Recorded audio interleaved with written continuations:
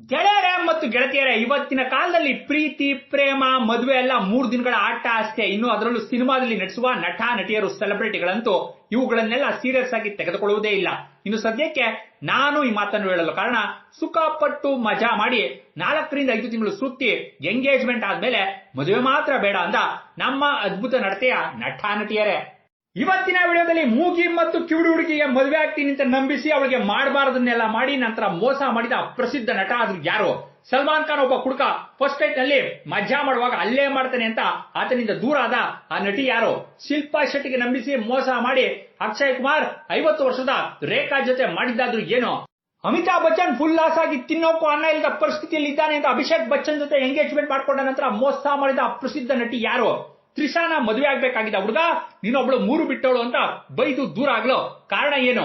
ಮದುವೆ ಕ್ಯಾನ್ಸಲ್ ಆಯ್ತು ಅಂತ ಅವಮಾನ ತಪ್ಪಿಸಿಕೊಳ್ಳಲು ಬಿಗ್ ಬಾಸ್ ಮನೆಗೆ ಕಂಟೆಸ್ಟೆಂಟ್ ಆಗಿ ಹೋದ ಆ ಕನ್ನಡದ ನಟಿಯಾದ್ರೂ ಯಾರು ಎಂಬ ಎಲ್ಲ ಕುತೂಹಲದಾಯಕ, ಆಸಕ್ತಿ ಭರಿತ, ರಹಸ್ಯಕಾರಿ ಮಾಹಿತಿಗಳನ್ನ ಇವತ್ತಿನ ವಿಡಿಯೋದಲ್ಲಿ ನೋಡೋಣ. ಇವತ್ತಿನ ವಿಡಿಯೋನ ಆರಂಭಿಸುವ ಮುಂಚೆ ದಯವಿಟ್ಟು ಚಾನಲ್ ಅನ್ನ ಸಬ್ಸ್ಕ್ರೈಬ್ ಮಾಡ್ಕೊಳ್ಳಿ ಮತ್ತು ಪಕ್ಕದಲ್ಲಿ ಕಾಣುವಂತಹ ಬೆಲ್ ಬಟನ್ ಅಂದ್ರೆ ಗಂಟೆ ಚಿಹ್ನೆಯನ್ನು ಒತ್ತಿ, ಆಗ ನಿಮಗೆ ಎಲ್ಲಾ ವಿಡಿಯೋಗಳು ಸಿಗುತ್ತವೆ. ವಿಡಿಯೋನ ಲೈಕ್ ಮಾಡಿ.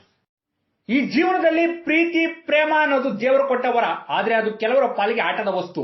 ಅವರಿಗೆ ಪ್ರೀತಿ, ಪ್ರೇಮದ ಹೆಸರಿನಲ್ಲಿ ಮಜಾ ಮಾಡಿ ಸುಖ ಪಡುವುದು ಬೇಕು, ಆದ್ರೆ ಮದುವೆ ಮಾತ್ರ ಬೇಡ. ಇನ್ನು ಈ ಸಾಲಿನಲ್ಲಿ ಮೊದಲಿಗೆ ಬರುವವರೇ ಮೊನ್ನೆವರೆಗೂ ಜೀವಕ್ಕಿಂತ ಹೆಚ್ಚಾಗಿ ಪ್ರೀತಿಸಿ ಇವನೇ ನಾನು ಮದುವೆ ಆಗುತ್ತಿರುವ ಹುಡುಗ ಅಂತ ಎಲ್ಲ ಕಡೆ ಹೇಳಿಗೆ ಇವನ ಸವಾಸನೆ ಬೇಡ ಅಂತ ಮದುವೆ ಕ್ಯಾನ್ಸಲ್ ಮಾಡಿಕೊಂಡ ಭಾರತದ ಪ್ರಸಿದ್ಧ ಮಹಿಳಾ ಕ್ರಿಕೆಟ್ ಆಟಗಾರ್ತಿ ಸ್ಮೃತಿ ಮಂದಣ್ಣ. ಈ ಸ್ಮೃತಿ ಮಂದಣ್ಣ ಬಗ್ಗೆ ಯಾರು ಗೊತ್ತಿಲ್ಲ ಹೇಳಿ?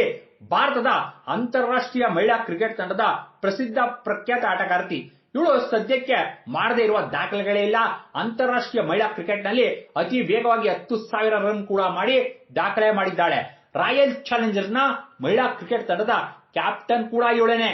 ಇಂತಹ ಸ್ಮೃತಿ ಮಂದಣ್ಣ 2019ನೇ ಇಸ್ವಿಯಲ್ಲಿ ಪಲಾಶ್ ಮಚ್ಚಲ್ ಎಂಬ ಮ್ಯೂಸಿಕ್ ಕಂಪೋಸರ್ ಒಬ್ಬನನ್ನ ಪಾರ್ಟಿ ಒಂದರಲ್ಲಿ ಭೇಟಿಯಾಗಿ ನಂತರ ಆ ಪರಿಚಯ, ಸ್ನೇಹವಾಗಿ, ಪ್ರೀತಿಯಾಗಿ, ಸಂಬಂಧವಾಗಿ ಇಬ್ರು ಸತತವಾಗಿ 6 ವರ್ಷ ಪಬ್ಬು ಪಾರ್ಟಿ ಅಂತ ಸುತ್ತಾಡಿ ಮಜಾ ಮಾಡಿ ಆಮೇಲೆ ನಾವಿಬ್ರು 6 ವರ್ಷದಿಂದ ಸುತ್ತಾಡ್ತಾ ಇದ್ದೀವಿ, ನಮ್ಮಿಬ್ಬರ ಮಧ್ಯ ಒಳ್ಳೆ ಅಂಡರ್ಸ್ಟ್ಯಾಂಡಿಂಗ್ ಇದೆ, ಇಬ್ರು ಒಬ್ರನ್ನೊಬ್ರು ಬಹಳ ಚೆನ್ನಾಗಿ ಅರ್ಥ ಮಾಡ್ಕೊಂಡಿದ್ದೀವಿ, ಅದರಿಂದ ಮದುವೆ ಆಗೋಣ ಅಂತ ಡಿಸೈಡ್ ಆಗಿ ನಂತರ ಅದ್ದೂರಿಯಾಗಿ ಎಂಗೇಜ್ಮೆಂಟ್ ಕೂಡ ಕಳೆದ ವರ್ಷ ಮಾಡಿಕೊಂಡು ಡಿಸೆಂಬರ್ ತಿಂಗಳಲ್ಲಿ ಮದುವೆ ಆಗಲು ರೆಡಿ ಕೂಡ ಆಗಿ ಲಗ್ನ ಪತ್ರಿಕೆಯನ್ನ ಕೂಡ ಎಲ್ಲರಿಗೂ ಹಂಚಿದ್ರು.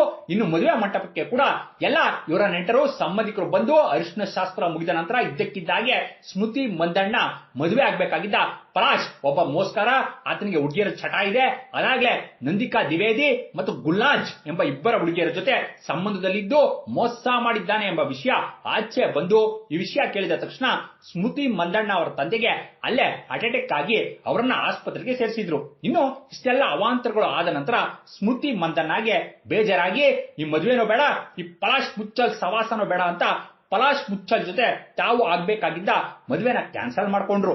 ಇನ್ನು ಇದೇ ಸಾಲಿನಲ್ಲಿ ನಂತರ ಬರೋರೆ ಬಾಲಿವುಡ್ ನ ಪ್ರಖ್ಯಾತ ಸೂಪರ್ ಸ್ಟಾರ್ ಸಲ್ಮಾನ್ ಖಾನ್. ಈ ಸಲ್ಮಾನ್ ಖಾನ್ಗೆ ಅದಾಗ್ಲೇ 60 ವರ್ಷ ವಯಸ್ಸಾಗಿದೆ, ಇವತ್ತಿಗೂ ಮದುವೆ ಆಗಿಲ್ಲ.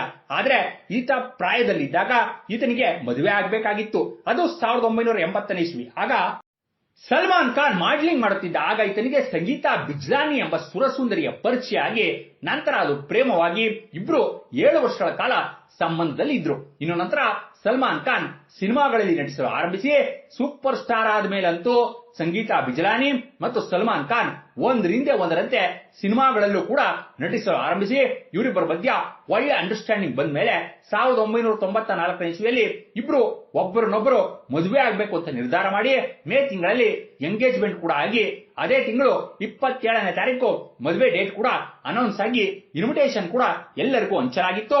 ಆದ್ರೆ ಅದ್ಯಾವಾಗ ಈ ಸಲ್ಮಾನ್ ಖಾನ್ ಸೋಮಿ ಅಲಿ ಎಂಬ ಹೀರೋಯಿನ್ ಜೊತೆ ಸಂಬಂಧದಲ್ಲಿದ್ದು ಅವಳ ಜೊತೆ ಪಬ್ಬು ಪಾರ್ಟಿ ಅಂತ ಸುತ್ತಾಡುತ್ತಿರುವ ವಿಷಯ ನಂತರ ಸಂಗೀತಾಗೆ ಗೊತ್ತಾಗಿ ಆಕೆಗೆ ಬೇಜಾರಾಗಿ ಈ ಮದುವೆನೂ ಕ್ಯಾನ್ಸಲ್ ಮಾಡಿ ನೀನೂ ಬೇಡ, ನಿನ್ನ ಸವಾಸನೂ ಬೇಡ ಅಂತ ಆಗಿನ ಕ್ರಿಕೆಟ್ ಪ್ಲೇಯರ್ ಮೊಹಮ್ಮದ್ ಅಜರುದ್ದೀನ್ ಮದುವೆ ಆಗಿದ್ಲು.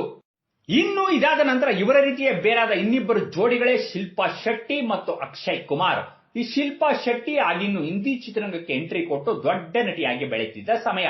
ಆಗ ಈ ಶಿಲ್ಪಾ ಶೆಟ್ಟಿಗೆ ಅಕ್ಷಯ್ ಕುಮಾರ್ ಜೊತೆ ಮೇ ಕಿಲಾಡಿ ತೂ ಅನಾರಿ ಎಂಬ ಸಿನಿಮಾದಲ್ಲಿ ನಟಿಸುವ ಅವಕಾಶ ಸಿಕ್ಕಿ ನಂತರ ಈ ಸಿನಿಮಾದ ಚಿತ್ರೀಕರಣದ ಸಮಯದಲ್ಲಿ ಇವರಿಬ್ಬರ ನಡುವೆ ಪ್ರೀತಿಯಾಗಿ ನಂತರ ಅದು ಸಂಬಂಧವಾಗಿ ಇಬ್ಬರು ಸತತವಾಗಿ 6 ವರ್ಷಗಳ ಕಾಲ ಕಣ್ ಕಡೆ ಸುತ್ತಾಡಿ ಮಜಾ ಮಾಡಿ ಒಂದರಿಂದ ಒಂದರಂತೆ 5 ಸಿನಿಮಾಗಳಲ್ಲಿ ಒಟ್ಟಿಗೆ ಆಕ್ಟ್ ಮಾಡಿದ್ರು.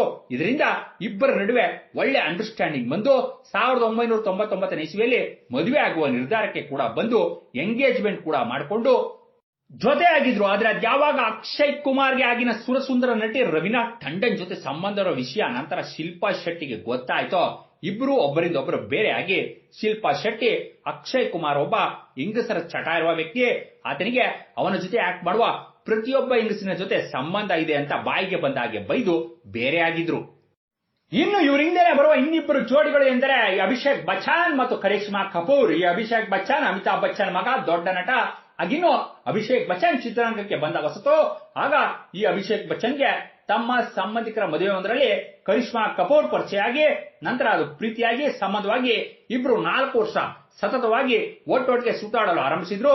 ಒಳ್ಳೆ ಮಜಾ ಕೂಡ ಮಾಡಿದ್ರು. ಇದರಿಂದ ಇವರಿಬ್ಬರ ಮನೆಯಲ್ಲೂ ಈ ಸಂಬಂಧ ಇಷ್ಟ ಆಗಿ ಇಬ್ಬರಿಗೂ ಮದುವೆ ಮಾಡುವ ನಿರ್ಧಾರಕ್ಕೆ ಅವರು ಕೂಡ ಬಂದು 2002 ಇಸ್ವಿಯಲ್ಲಿ ಭರ್ಜರಿಯಾಗಿ ಅದ್ದೂರಿಯಾಗಿ ಪಬ್ಲಿಕ್ ಆಗಿ ಇಬ್ಬರಿಗೂ ಎಂಗೇಜ್ಮೆಂಟ್ ಕೂಡ ಮಾಡಿಸಿದ್ರು. ಇದರಿಂದ ಇವರಿಬ್ಬರು ಮದುವೆ ಆಗೋದು ಪಕ್ಕ ಅಂತಾನೆ ಎಲ್ಲರೂ ಅಂದ್ಕೊಂಡಿದ್ರು. ಆದ್ರೆ ಆಗ ಈ ಅಮಿತಾಬ್ ಬಚ್ಚನ್ ಫುಲ್ ಲಾಸ್ ನಲ್ಲಿ ಇದ್ರು. ಅವರು ನಟಿಸಿದ ಸಾಕಷ್ಟು ಸಿನಿಮಾಗಳು ಫ್ಲಾಪ್ ಆಗಿ ಬೆಂಗಳೂರಿನಲ್ಲಿ ವಿಶ್ವಸುಂದರಿ ಸ್ಪರ್ಧೆ ಮಾಡಲು ಹೋಗಿ ಆಗಿನ ಕಾಲದಲ್ಲೇ 100 ಕೋಟಿ ರೂಪಾಯಿ ಹಣನ ಕಳೆದುಕೊಂಡಿದ್ರು. ಇದರಿಂದ ಕರಿಷ್ಮಾ ಕಪೂರ್ ಇವರ ಸಹವಾಸನೆ ಬೇಡ ಅಂತ ಅಭಿಷೇಕ್ ಬಚ್ಚನ್ ಜೊತೆ ಆಗಿದ್ದ ಮದುವೆನ ಕ್ಯಾನ್ಸಲ್ ಮಾಡಿಕೊಂಡು ಅದರಿಂದ ದೂರ ಆಗಿ ಭಾರತದ ಅತಿ ದೊಡ್ಡ ಶ್ರೀಮಂತ ಸಂಜಯ್ ಕಪೂರ್ನ ಮದುವೆ ಆಗಿದ್ರು. ಇನ್ನು ಇವರ ನಂತರ ಬರುವ ಇನ್ನಿಬ್ಬರು ಜೋಡಿಗಳೇ ನಮ್ಮ ಕನ್ನಡದ ರಶ್ಮಿಕಾ ಮಂದಣ್ಣ ಮತ್ತು ರಕ್ಷಿತ್ ಶೆಟ್ಟಿ. ಇವರಿಬ್ಬರು 2016 ಇಸ್ವಿಯಲ್ಲಿ ಕಿರಿಕ್ ಪಾರ್ಟಿ ಎಂಬ ಸಿನಿಮಾದಲ್ಲಿ ನಟಿಸುವ ಸಮಯದಲ್ಲಿ ಇವರಿಬ್ಬರ ನಡುವೆ ಪ್ರೀತಿಯಾಗಿ ನಂತರ ಅದು ಸಂಬಂಧವಾಗಿ ಅದು ಜನರಿಗೆಲ್ಲ ಗೊತ್ತಾಗಿ ರಕ್ಷಿತ್ ಶೆಟ್ಟಿಗೆ ಹೋದ್ ಕಡೆ ಬಂದ್ ಕಡೆ ಎಲ್ಲ ರಶ್ಮಿಕಾ ಮಂದಣ್ಣನ ಮದುವೆ ಆಗಿ ಅಂತ ಕೇಳುತ್ತಾ ಇದ್ದುದರಿಂದ ರಕ್ಷಿತ್ ಶೆಟ್ಟಿ ಮತ್ತು ರಶ್ಮಿಕಾ ಮಂದಣ್ಣ ಇಬ್ಬರು ಮನೆಯವರೆಲ್ಲರ ಒಪ್ಪಿಗೆ ಪಡೆದುಕೊಂಡು 2017 ಇಸ್ವಿ ಜುಲೈ ತಿಂಗಳಲ್ಲಿ ಎಂಗೇಜ್ಮೆಂಟ್ ಕೂಡ ಮಾಡ್ಕೊಂಡ್ರು. ಇನ್ನು ಇದಾದ ನಂತರ ಇವರಿಬ್ಬರು ಒಬ್ಬರನ್ನೊಬ್ಬರು ಮದುವೆ ಆಗೋದು ಪಕ್ಕ ಅಂತಾನೆ ಎಲ್ಲರೂ ಅಂದ್ಕೊಂಡಿದ್ರು. ಆದ್ರೆ ರಶ್ಮಿಕಾ ಮಂದಣ್ಣಗೆ ಒಂದರಿಂದ ಒಂದರಂತೆ ತೆಲುಗು ಸಿನಿಮಾಗಳಲ್ಲಿ ನಟಿಸುವ ಅವಕಾಶ ಸಿಕ್ಕಿ ಅವಳು ಫುಲ್ ಬ್ಯುಸಿಯಾಗಿ ಒಂದೊಂದು ಸಿನಿಮಾಗೆ ಕೋಟಿ ರೂಪಾಯಿ ಸಂಭಾವನೆ ಪಡೆದುಕೊಳ್ಳಲು ಆರಂಭಿಸಿದ್ರಿಂದ ರಶ್ಮಿಕಾ ತಾಯಿ ಮಗಳು ಸಂಪಾದನೆ ಮಾಡುವ ಸಮಯದಲ್ಲಿ ಮದುವೆ ಯಾಕೆ ಅಂತ ನಿರ್ಧಾರಕ್ಕೆ ಬಂದು ಜೊತೆಗೆ ಆಗ ಈ ರಶ್ಮಿಕಾ ಹೆಸರು ವಿಜಯ್ ದೇವರಕೊಂಡ ಜೊತೆ ಕೇಳಿ ಬರಲು ಆರಂಭವಾಗಿ ರಶ್ಮಿಕಾ ಮೋಸ್ಕಾರಿ ರಕ್ಷಿತ್ ಶೆಟ್ಟಿಗೆ ಮೋಸ ಮಾಡಿ ವಿಜಯ್ ದೇವರಕೊಂಡನ ಜೊತೆ ಸಂಬಂಧದಲ್ಲಿದ್ದಾಳೆ ಅಂತ ಎಲ್ಲಾ ಕಡೆ ನ್ಯೂಸ್ ಆಗಿದ್ದರಿಂದ ರಶ್ಮಿಕಾಗೆ ಬೇಜಾರಾಗಿ ರಕ್ಷಿತ್ ಶೆಟ್ಟಿ ಜೊತೆ ತಮಗೆ ಆಗಿದ್ದ ಎಂಗೇಜ್ಮೆಂಟ್ ನ ಕ್ಯಾನ್ಸಲ್ ಮಾಡಿಕೊಂಡ್ರು. ಇನ್ನು ಇವರ ಸಾಲಿಗೆ ಸೇರುವ ಇನ್ನಿಬ್ಬರೇ ಅಕ್ಷಯ್ ಕುಮಾರ್ ಮತ್ತು ರವೀನಾ ಟಂಡನ್. ಈ ಅಕ್ಷಯ್ ಕುಮಾರ್ ಶಿಲ್ಪಾ ಶೆಟ್ಟಿಯಿಂದ ಬೇರಾದ್ಮೇಲೆ ರವೀನಾ ಟಂಡನ್ ಹಿಂದೆ ಬಿದ್ದು ಅವಳ ಜೊತೆ ಫುಲ್ ಮಜಾ ಮಾಡಿ 1998 ಇಸ್ವಿಯಲ್ಲಿ ಇವಳ ಜೊತೆ ಎಂಗೇಜ್ಮೆಂಟ್ ಮಾಡ್ಕೊಂಡ. ಇದರಿಂದ ಈ ವಿಷಯ ಪಬ್ಲಿಕ್ ಆಗಿ ಎಲ್ಲರೂ ಅಕ್ಷಯ್ ರವೀನಾನ ಮದುವೆ ಆಗೋದು ಪಕ್ಕ ಅಂತಾನೆ ಅಂದ್ಕೊಂಡಿದ್ರು. ಆದ್ರೆ ಇವನು ಅವಳಿಗೂ ಮೋಸ ಮಾಡಿ ಕಿಲಾಡಿಯೋಂಕ ಕಿಲಾಡಿ ಎಂಬ ಸಿನಿಮಾದಲ್ಲಿ ನಟಿಸುವ ಸಂದರ್ಭದಲ್ಲಿ ತಮಗಿಂತ 13 ವರ್ಷ ದೊಡ್ಡವಳಾದ ರೇಖಾ ಹಿಂದೆ ಬಿದ್ದು ಅವಳ ಜೊತೆ ಸಂಬಂಧ ಬೆಳೆಸಿ ಎಲ್ಲಾ ಕಡೆ ಇದು ದೊಡ್ಡ ನ್ಯೂಸ್ ಆಗಿದ್ರಿಂದ ರವೀನಾ ಟಂಡನ್ಗೆ ಬೇಜಾರಾಗಿ ಅಕ್ಷಯ್ ಕುಮಾರ್ ಜೊತೆ ತನಗೆ ಆಗಿದ್ದ ಎಂಗೇಜ್ಮೆಂಟ್ ನ ಕ್ಯಾನ್ಸಲ್ ಮಾಡಿಕೊಂಡು ಬೇರೆ ಆದ್ಲು. ಇನ್ನು ಇವರಿಂದ ಬರುವ ಇನ್ನಿಬ್ಬರು ಜೋಡಿಗಳೇ ತೆಲುಗಿನ ಸ್ಟಾರ್ ಹೀರೋಯಿನ್ ತ್ರಿಷಾ ಮತ್ತು ಅತಿ ದೊಡ್ಡ ಶ್ರೀಮಂತ ವರುಣ್ ಮನಿಯನ್. ಈ ತ್ರಿಷಾ 2015 ಇಸ್ವಿಯಲ್ಲಿ ಬಹಳ ಅದ್ದೂರಿಯಾಗಿ ಎಲ್ಲರ ಸಮ್ಮುಖದಲ್ಲಿ ಗ್ರ್ಯಾಂಡ್ ಆಗಿ ವರುಣ್ ಅನ್ನುವ ಬಿಸಿನೆಸ್ ಮ್ಯಾನ್ ಜೊತೆ ಎಂಗೇಜ್ಮೆಂಟ್ ಮಾಡ್ಕೊಂಡಿದ್ಲು. ಆದ್ರೆ ಅದ್ಯಾವಾಗ ಇದಾದ ಕೆಲವೇ ದಿನಕ್ಕೆ ತಮಿಳಿನ ಪ್ರಖ್ಯಾತ ನಟ ಧನುಷ್ ರಾಸಲೀಲೆ ಮತ್ತು ಆತನಿಗೆ ಆತ ನಟಿಸಿರುವ ಪ್ರತಿ ಹೀರೋಯಿನ್ ಜೊತೆನೂ ಸಂಬಂಧ ಇದೆ ಅನ್ನುವ ವಿಷಯ ಫೋಟೋ ಸಮೇತ ಆಚೆ ಬಂತು. ಅದರಲ್ಲಿ ಧನುಷ್ ಮತ್ತು ತ್ರಿಷಾ ಫೋಟೋಗಳು ಕೂಡ ಇತ್ತು. ಇನ್ನು ಇದರಿಂದ ತ್ರಿಷಾನ ಮದುವೆ ಆಗ್ಬೇಕಾಗಿದ್ದ ವರುಣ್ಗೆ ಬೇಜಾರಾಗಿ ಅವನು ಇವಳ ಜೊತೆ ಆಗ್ಬೇಕಾಗಿದ್ದ ಮದುವೆನ ಕ್ಯಾನ್ಸಲ್ ಮಾಡಿಕೊಂಡು ಇವಳಿಂದ ಬೇರೆ ಆದ. ಇದಾದ ನಂತರ ಮತ್ತೆ ಮದುವೆ ಆಗುವ ಮನಸ್ಸನ್ನೇ ತ್ರಿಷಾ ಮಾಡಲಿಲ್ಲ. ಇನ್ನು ಇವ್ರನ್ನೆಲ್ಲ ಮೀರಿಸಿದ ಇನ್ನೊಬ್ಬ ತಮಿಳಿನ ನಟನೆ ವಿಶಾಲ್. ಇವನಂತೂ ಸಿಕ್ಕ ಹೀರೋಯಿನ್ಗಳ ಜೊತೆ ಎಲ್ಲ ಸಂಬಂಧ ಇಟ್ಕೊಳ್ಳೋದು, ಪ್ರೀಸೋದು, ಆಮೇಲೆ ಎಂಗೇಜ್ಮೆಂಟ್ ಮಾಡ್ಕೊಂಡು ಕ್ಯಾನ್ಸಲ್ ಮಾಡ್ಕೊಳ್ಳೋದು. ಈತ ಮೊದಲಿಗೆ ತಮಿಳಿನ ಸ್ಟಾರ್ ಹೀರೋ ಶರತ್ ಕುಮಾರ್ ಮಗಳು ಸುದೀಪ್ ಜೊತೆ ಮಾಣಿಕ್ಯ ಸಿನಿಮಾದಲ್ಲಿ ನಟಿಸಿದ್ದ ವರಲಕ್ಷ್ಮಿನ ಪ್ರೀತಿಸಿದ್ದ. ನಂತರ ಅವಳ ಜೊತೆ ಸಂಬಂಧ ಬೆಳೆಸಿ ಎಂಗೇಜ್ಮೆಂಟ್ ಕೂಡ ಮಾಡ್ಕೊಂಡ. ಆದ್ರೆ ಇದಾದ ಕೆಲವೇ ದಿನಕ್ಕೆ ಅವಳು ಮೋಸ ಮಾಡಿ ನಂತರ ತೆಲುಗಿನ ಅನಿಶಾ ಅಲ್ಲಾರೆಡ್ಡಿ ಎಂಬ ನಟಿ ಜೊತೆ ಸಂಬಂಧ ಬೆಳೆಸಿ ಅವಳನ್ನೇ ಮದುವೆ ಆಗಲು ಡಿಸೈಡ್ ಆಗಿ ಅವಳ ಜೊತೆನೂ ಎಂಗೇಜ್ಮೆಂಟ್ ಮಾಡ್ಕೊಂಡ. ಆದ್ರೆ ಇದಾದ ಕೆಲವೇ ದಿನಕ್ಕೆ ಅವಳಿಗೂ ಮೋಸ ಮಾಡಿ ನನಗೆ ಕಿವುಡ್ರು ಮೂಗ್ರು ಅಂದ್ರೆ ಕರುಣೆ ಹೆಚ್ಚು ಅಂತ ಮಾತೇ ಬರದ ಅಭಿನಯ ಎಂಬ ನಟಿ ಜೊತೆ ಎಂಗೇಜ್ಮೆಂಟ್ ಮಾಡ್ಕೊಂಡು ಅವಳನ್ನೇ ಮದುವೆ ಆಗ್ತೀನಿ ಅಂತ ಎಲ್ಲಾ ಕಡೆ ಹೇಳಿ ಸಿಂಪತಿ ಗಿಟ್ಟಿಸ್ಕೊಂಡ. ಆದ್ರೆ ಇದಾದ ಕೆಲವೇ ದಿನಕ್ಕೆ ಅವಳಿಗೂ ಮೋಸ ಮಾಡಿ ಈಗ ದಂಶಿಕಾ ಎಂಬ ಇನ್ನೊಬ್ಬ ನಟಿ ಜೊತೆ ಕಳೆದ ವರ್ಷ ಎಂಗೇಜ್ಮೆಂಟ್ ಮಾಡ್ಕೊಂಡಿದ್ದಾನೆ. ಇನ್ನು ಇದೆಷ್ಟು ದಿನ ನೋಡ್ಬೇಕು.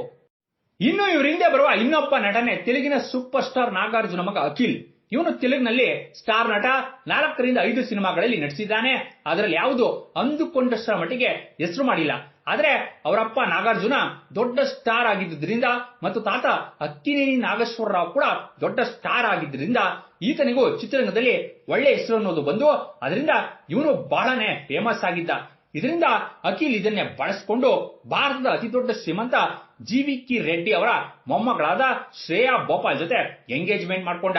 ಆದ್ರೆ ಈ ರೀತಿ ಎಂಗೇಜ್ಮೆಂಟ್ ಆದ ಕೆಲವೇ ತಿಂಗಳಿಗೆ ಮದುವೆ ಕೂಡ ಫಿಕ್ಸ್ ಆಗಿತ್ತು. ಆದ್ರೆ ಮದುವೆ ಆಗಲು ಇನ್ನೇನು ಕೆಲವೇ ದಿನ ಇದೆ ಅನ್ನುವಾಗ ಶ್ರೇಯಾ ಅಖಿಲ್ ನಡುವೆ ಮನಸ್ತಾಪ ಆಗಿ ಭಿನ್ನಾಭಿಪ್ರಾಯ ಬಂದು ನಂತರ ಅತಿ ದೊಡ್ಡ ಜಗಳ ಆಗಿ ಇವರಿಬ್ಬರ ನಡುವಿನ ಸಂಬಂಧ ಮುರಿದ್ಬಿದ್ದು ಇಬ್ಬರು ಬೇರೆ ಆಗಿದ್ರು. ಆಗ ಇವರಿಬ್ಬರನ್ನ ಒಂದು ಮಾಡಲು ಹೋದ ಅಖಿಲಪ್ಪ ನಾಗಾರ್ಜುನನ್ಗೆ ಶ್ರೇಯಾ ಬಾಯಿಗೆ ಬಂದ ಹಾಗೆ ಬೈದು ನಿನ್ ಜೀವನನೇ ಸರಿ ಇಲ್ಲ, ನನಗ್ ಬಂದ ಬುದ್ಧಿ ಹೇಳೋಕೆ ಅಂತ ಅವಮಾನ ಮಾಡಿ ಕಳಿಸಿದ್ಲು. ಯಾಕೆ ಅಂದ್ರೆ ನಾಗಾರ್ಜುನನಿಗೆ 2 ಮದುವೆ ಆಗಿ ಅವನು ಆತನ ಮೊದಲನೇ ಹೆಂಡತಿಗೆ ಮೋಸ ಮಾಡಿದ್ದ. ಇನ್ನು ಇವರು ಸಾಲಿಗೆ ಸೇರುವ ಇನ್ನಿಬ್ಬರು ಜೋಡಿಗಳೇ ಇದೇ ತೆಲುಗಿನ ತರುಣ್ ಮತ್ತು ಆರತಿ ಅಗರ್ವಾಲ್. ಅದು 2002 ಮತ್ತು 2003ರ ಸಮಯ. ಆರತಿ ಅಗರ್ವಾಲ್ ಎಂಬ ನಟಿಯೊಬ್ಬಳ ಪ್ರವೇಶ ತೆಲುಗು ಚಿತ್ರರಂಗಕ್ಕೆ ಆಗಿತ್ತು. ಇನ್ನು ಅವಳು ಒಂದರಿಂದ ಒಂದರಂತೆ ಎಲ್ಲಾ ಸ್ಟಾರ್ ನಟರ ಜೊತೆ ಅಭಿನಯಿಸಿ ಅವಳು ನಟಿಸಿದ ಎಲ್ಲಾ ಸಿನಿಮಾಗಳು ಬ್ಲಾಕ್ ಬಸ್ಟರ್ ಹಿಟ್ ಕೂಡ ಆಗಿತ್ತು. ಇದರಿಂದ ಆರತಿ ಅಗರ್ವಾಲ್ಗೆ ತುಂಬಾನೇ ಡಿಮ್ಯಾಂಡ್ ಕೂಡ ಬಂದಿತ್ತು. ಆ ಸಮಯದಲ್ಲಿ ಆರತಿಗೆ 2002ನೇ ಇಸ್ವಿಯಲ್ಲಿ ಆಗಿನ ಸ್ಟಾರ್ ಹೀರೋ ತರುಣ್ ಜೊತೆ నువ్వు లేక నేను లేను ಎಂಬ ಸಿನಿಮಾದಲ್ಲಿ ನಟಿಸುವ ಅವಕಾಶ ಸಿಕ್ಕಿ ನಂತರ ಆ ಸಿನಿಮಾ ಸೂಪರ್ ಹಿಟ್ ಆಗಿ ಈ ಸಿನಿಮಾದಲ್ಲಿ ನಟಿಸುವ ಸಂದರ್ಭದಲ್ಲಿ ಇವರಿಬ್ಬರ ನಡುವೆ ಪ್ರೀತಿಯಾಗಿ ಇಬ್ಬರು ನಂತರ ಮನೆಯವರ ಒಪ್ಪಿಗೆ ಪಡೆದು ಎಂಗೇಜ್ಮೆಂಟ್ ಕೂಡ ಮಾಡ್ಕೊಂಡ್ರು. ಆದ್ರೆ ಇದಾದ ಕೆಲವೇ ತಿಂಗಳಿಗೆ ತರುಣ್ ಮನೆಯವರಿಗೆ ತರುಣ್ ಸಿನಿಮಾದಲ್ಲಿ ನಟಿಸುವ ನಟಿಯೊಬ್ಬಳನ್ನ ಮದುವೆ ಆಗೋದು ಇಷ್ಟ ಆಗದೆ ತರುಣ್ ತಂದೆ ತಾಯಿ ಬೇಸರ ಮಾಡ್ಕೊಂಡಿದ್ರಿಂದ ಇವರಿಬ್ಬರ ಮಧ್ಯೆ ಆಗಿದ್ದಂತಹ ಎಂಗೇಜ್ಮೆಂಟ್ ಕ್ಯಾನ್ಸಲ್ ಆಗಿ ತರುಣ್ ಮತ್ತು ಆರತಿ ಇಬ್ರು ಬೇರೆ ಬೇರೆ ಆಗಿದ್ರು. ಆದ್ರೆ ಈ ನೋವನ್ನು ತಡೆಯಲಾರದೆ ನಂತರ ಆರತಿ ಆತ್ಮಹತ್ಯೆ ಮಾಡ್ಕೊಂಡ್ರು. ಇನ್ನು ನಮ್ಮ ಕನ್ನಡದ ನಟಿ ರಿಷಿಕಾದು ಇದೇ ಕತೆ. ಈಕೆ 2012ರಲ್ಲಿ ಸಂದೀಪ್ ಎಂಬ ಶ್ರೀಮಂತ ಬಿಸಿನೆಸ್ ಮ್ಯಾನ್ ಜೊತೆ ಎಂಗೇಜ್ಮೆಂಟ್ ಮಾಡ್ಕೊಂಡಿದ್ಲು. ಆದ್ರೆ ಇದಾದ ಕೆಲವೇ ದಿನಕ್ಕೆ ಸಂದೀಪ್ ತಾಯಿಗೆ ರಿಷಿಕಾ ತಮ್ಮ ಮಗನಿಗೆ ಹೆಂಡತಿ ಆಗೋದು ಇಷ್ಟ ಇಲ್ಲದೆ ಆಕೆ ಇವರಿಬ್ಬರ ಮದುವೆನ ಬೇಡ ಅಂತ ಅಂದಿದ್ರಿಂದ ಇವರಿಬ್ಬರ ಸಂಬಂಧ ಮುರಿದು ಬಿದ್ದಿತ್ತು. ಇದರಿಂದ ರಿಷಿಕಾ ಡಿಪ್ರೆಷನ್ಗೆ ಹೋಗಿ ಆಕೆ ನೋವನ್ನು ತಡೆಯಲಾರದೆ ಅದರಿಂದ ಆಚೆ ಬರಲು ಆಗ ಬಿಗ್ ಬಾಸ್ 1 ಸೀಸನ್ ನಡೆಯುತ್ತಾ ಇದ್ದರಿಂದ ಬಿಗ್ ಬಾಸ್ ಮನೆಗೆ ಕಂಟೆಸ್ಟೆಂಟ್ ಆಗಿ ಹೋಗಿದ್ಲು. ಈ ರೀತಿ ಹೇಳ್ತಾ ಹೋದ್ರೆ ಲೆಕ್ಕವಿಲ್ಲದಷ್ಟು ಜನ ನಟರು ಮತ್ತು ನಟಿಯರು ಸೆಲೆಬ್ರಿಟಿಗಳು ಸಂಬಂಧದಲ್ಲಿದ್ದು ಚೆನ್ನಾಗಿ ಸುತ್ತಾಡಿ ಮಜಾ ಮಾಡಿ ಮದುವೆ ಆಗುವ ನಿರ್ಧಾರಕ್ಕೆ ಕೂಡ ಬಂದು ಎಂಗೇಜ್ಮೆಂಟ್ ಕೂಡ ಮಾಡಿಕೊಂಡು ಈಗ ಒಬ್ಬರಿಂದ ಒಬ್ಬರು ಬೇರೆ ಆಗಿ ಜೀವನ ನಡೆಸುತ್ತಿದ್ದಾರೆ. ಇವರಿಗೆಲ್ಲ ಸಮಾಜದ ಬಗ್ಗೆ ಚಿಂತೆ ಆಗ್ಲಿ, ಜನ ಏನಂತಾರೋ ಎಂಬ ಭಯ ಆಗ್ಲಿ ಇಲ್ಲ. ಇನ್ನು ಇಂತಹ ನಟ ನಟಿಯರು ಮತ್ತು ಸೆಲೆಬ್ರಿಟಿಗಳ ಬಗ್ಗೆ ನಿಮ್ಮ ಅಭಿಪ್ರಾಯಗಳನ್ನ ಕಮೆಂಟ್ ರೂಪದಲ್ಲಿ ತಿಳಿಸಿ ಅಂತ ಹೇಳುತ್ತಾ ದಯವಿಟ್ಟು ಚಾನಲ್ ಅನ್ನ ಸಬ್ಸ್ಕ್ರೈಬ್ ಮಾಡ್ಕೊಳ್ಳಿ ಮತ್ತು ವಿಡಿಯೋನ ಲೈಕ್ ಮಾಡಿ. ಧನ್ಯವಾದಗಳು.